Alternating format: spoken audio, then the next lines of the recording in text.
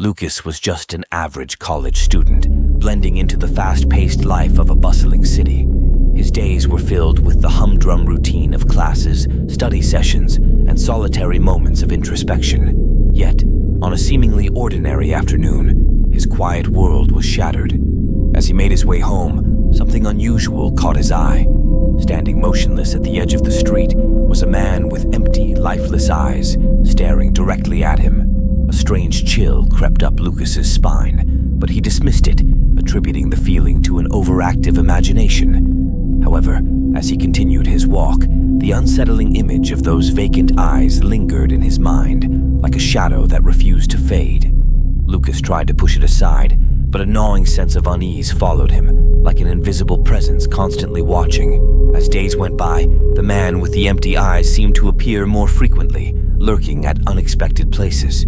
At first, Lucas chalked it up to coincidence, perhaps just another stranger in a crowded city. But soon, the man's presence became inescapable, across the street in a cafe, even on the other side of Lucas's apartment window.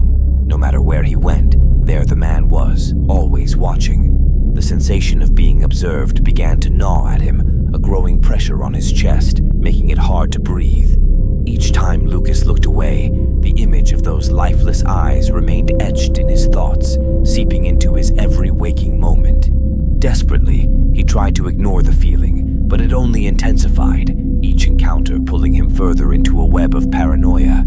The man wasn't just following him, he was always there, silently waiting. Desperate for clarity, Lucas sought the comfort of his best friend, Andre, a pragmatic and skeptical soul who often helped him navigate the chaos of his life. One night, after a long day, they sat together in Lucas's apartment, talking over coffee. Luca recounted the bizarre encounters, describing the unnerving way the man seemed to appear whenever he least expected it.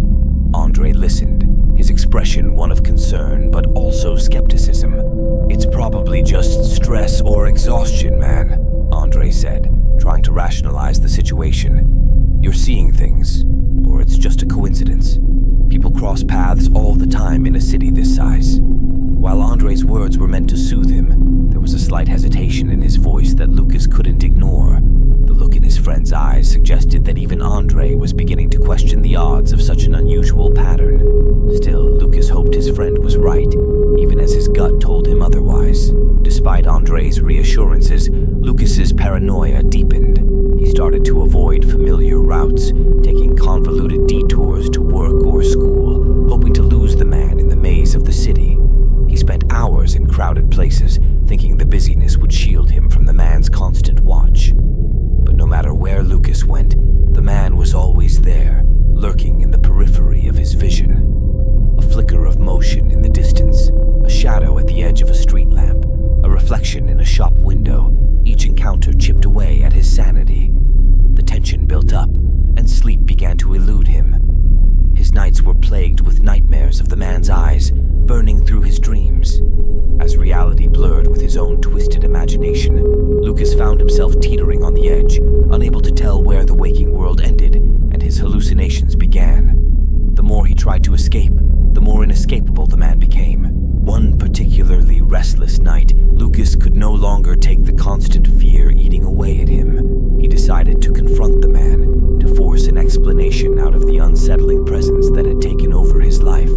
As he walked home, he saw him once again. The figure standing motionless beneath a flickering streetlight, his vacant eyes staring into the dark. This time, Lucas didn't hesitate.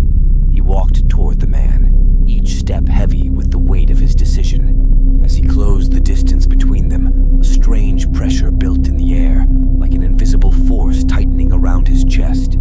The man stood silent and still, yet Lucas felt as though his very thoughts were being pulled out of his mind, exposed for the man to see. When their eyes finally met, Lucas felt an overwhelming wave of fear and despair. There was no way to fight this. It was as though the man was a manifestation of something far darker, an inescapable force that had already claimed him. From that moment on, the man's presence was no longer confined to the streets. He began appearing everywhere, lurking in reflections. At first, it was subtle, a fleeting image in the window of a passing car, a darkened reflection on his phone screen. But soon, Lucas saw him in every reflective surface. The bathroom mirror, the window of his apartment, even in the gloss of his own eyes when he looked in the mirror. It was as though the man had invaded every part of his life, seeping into his world like a disease. And Lucas no longer felt like himself. He began to question what was real, what was a figment of his imagination. His behavior grew erratic, his thoughts disjointed, and his friends grew concerned. But Lucas pushed them away, convinced that no one could understand the terror that had consumed him. No one could see what he saw. One night, the silence in Lucas's room felt suffocating. As he awoke, the stillness pressed in on him, and when his eyes adjusted to the dim light, he saw him, standing at the foot of his bed, the man with empty eyes. This time, there was no mistaking it. The man was no longer a vague figure lurking on the edges of his vision. He was there, in the flesh, standing as though he belonged. As the man stepped closer, Lucas's mind was assaulted by a barrage of images, memories of pain, loneliness, and self-doubt. The pressure of the man's gaze tore at his very psyche. In that moment, the truth became clear. The man wasn't a stranger. He was a reflection of Lucas's own emptiness, a manifestation of all the fears and insecurities Lucas had buried deep within himself. The man had never been real. He was a mirror of Lucas's internal void. The following morning, Lucas awoke to a world that seemed eerily distant. As he shuffled to the bathroom, his reflection caught him off guard. There, staring back at him, was the man with empty eyes. His own eyes, once full of life, now stared back at him with the same vacant look he had feared. The realization hit him like a thunderclap. He had become the thing he had feared most. The man wasn't just haunting him, it had always been him. The emptiness that had festered inside Lucas had manifested in the form of the man with no soul, and now Lucas was trapped in an endless cycle. His own reflection was a constant reminder of the horror he had become. As Lucas stepped into the city that morning, the usual hum of life around him seemed distant. His body moved on autopilot, but his mind was reeling from the revelation. The streets were filled with the same bustling crowds, but now Lucas noticed something new. People were staring at him. Their gazes were filled with unease, some with curiosity, others with fear. The man with empty eyes had not disappeared.